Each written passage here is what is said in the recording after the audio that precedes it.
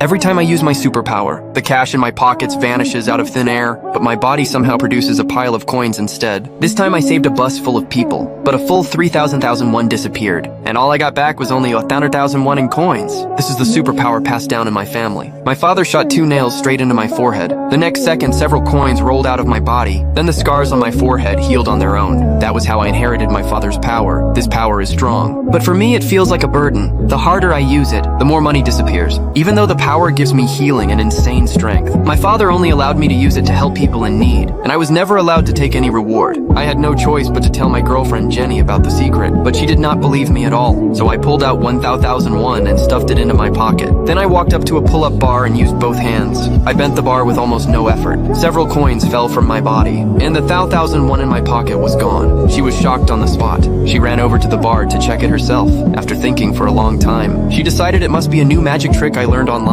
She still refused to believe me, so I had to demonstrate it again. I easily bent another bar. Only then did she finally believe me. But as an accountant, she is extremely sensitive about money, so she immediately started doing the math, testing whether the power could somehow help us make money. The result was disappointing. This power only consumes cash. Every activation makes coins fall out. To save money, I started carrying only a little cash. I did not even dare to walk fast, afraid that using too much force would trigger the power and burn my money. When an old lady could not lift her luggage and asked me for help, I did not dare to reach out. I was afraid my strength would kick in and waste money again. At work, when someone walked in behind me, I did not even dare to hold the door. As a result, my co-workers' coffee spilled all over them. When a woman in the hallway could not carry a water jug, I ignored her and walked straight past. I treat money like my life, because Jenny and I are preparing to get married. We drained all our savings, but still could not afford the down payment on a house. We were still short of 3,000 when my mother found out I was short on money for the wedding. She handed me every penny she saved her entire life, but my father had always hidden the truth about the power from her, so I never told my mother about it either.